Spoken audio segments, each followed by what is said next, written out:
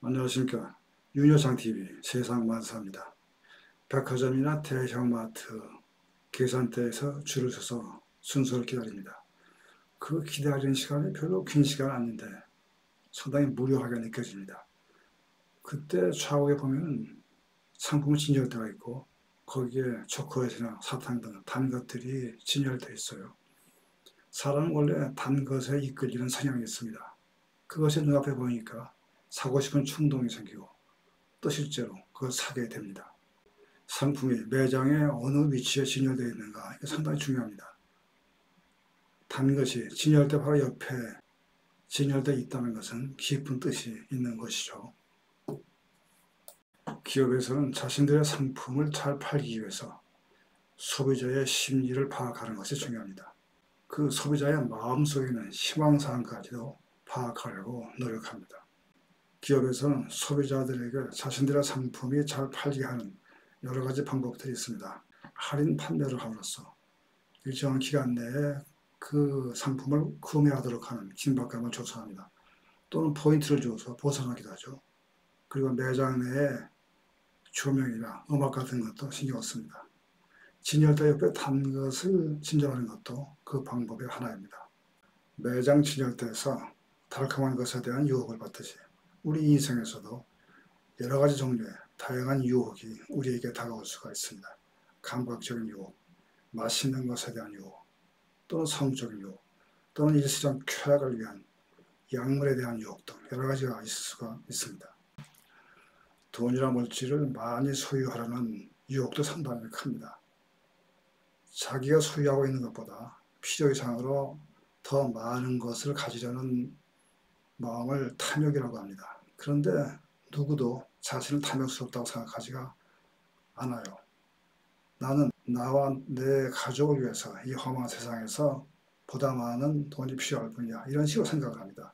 그리고서 돈이나 물질에 대한 유혹에 빠져듭니다. 물론 돈이 필요합니다.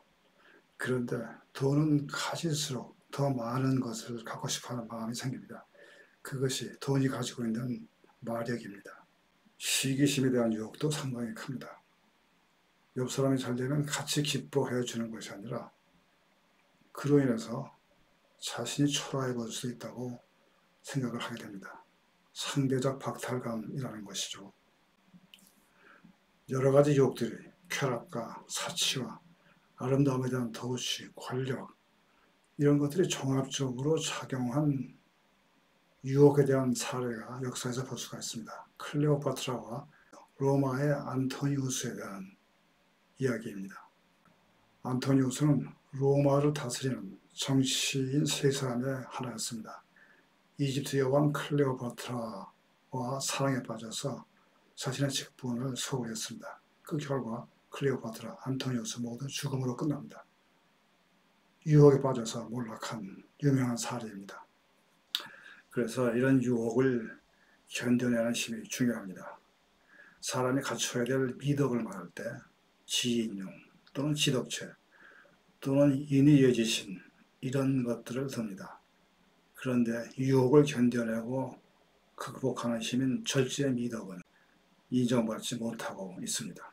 이 절제의 미덕은 과소평가되고 있는데 자기를 극복하는 힘이죠. 단기적인 즐거움보다 장기적인 혜택을 선택하는 능력입니다. 이 단기적인 즐거움을 주는 것, 즉각적인 즐거움은 자신의 발전을 해치는 경우가 많이 있습니다. 지금 다이어트 중인데 간식을 먹고 싶은 충동이 생기면 내가 추구하고 있는 목표에서 벗어나게 합니다. 또 학생의 경우에는 절제를 함으로써 공부에 전념하고 친구하고 노는 시간이나 컴퓨터 게임에 빠지는 것을 피할 수 있게 합니다.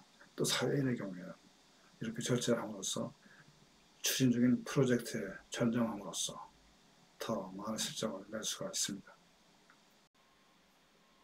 절제하는 힘이 있음으로써 처음에 계획했던 일을 헌신적으로 추진할 수 있게 합니다.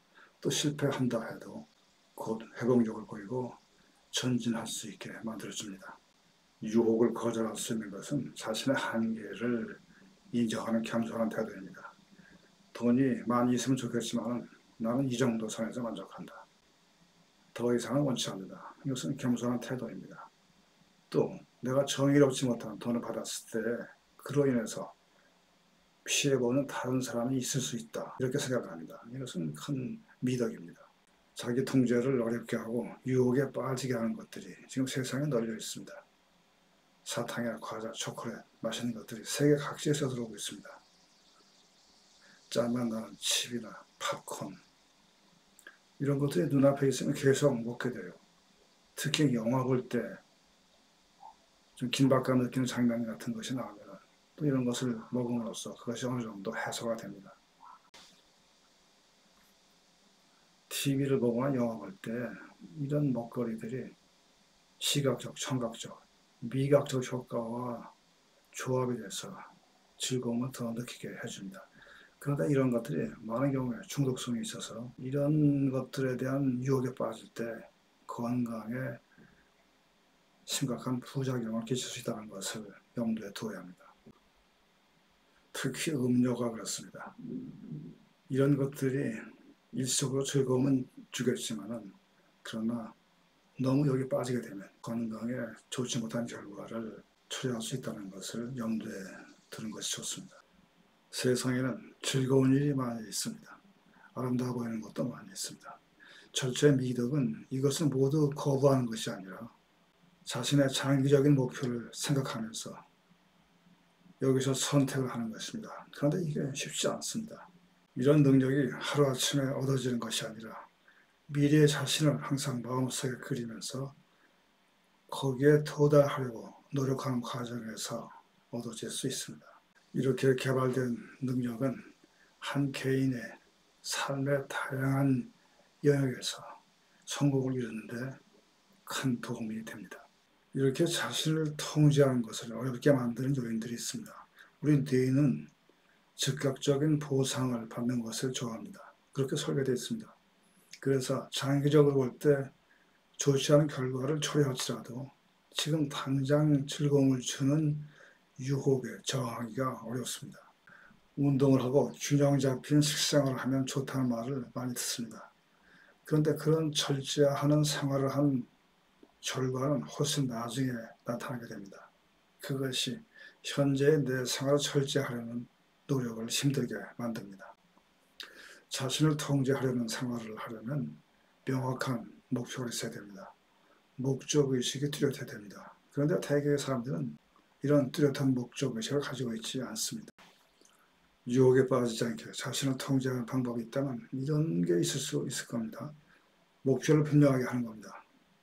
예를 들어서 외국어를 배운다거나 또는 어떤 악기를 배운다거나 이렇게 분명한 목표를 정하고 그것을 세분화해서 매일 30분씩 시간을 할애한다든가 외국어 같으면 적어도 하루에 단어 10개는 내가 외우겠다 뭐 이런 식으로 구체적인 목표를 세워서 시작하는 것입니다. 큰 목표가 섰으면 그것을 세분화합니다. 그리고 시간대를 정해서 항상 배우려는 자세를 가지고 능동적으로 하나하나씩 실행해 나갑니다. 살아가면서 다양한 종류의 유혹이 모든 사람에게 다가옵니다. 그런데 그러한 유혹에 대처하는 방법은 오금을 통해서 같습니다. 항상 자신의 마음을 관찰하고 자신을 통제하는 것입니다. 함께 해주신 시간 감사합니다.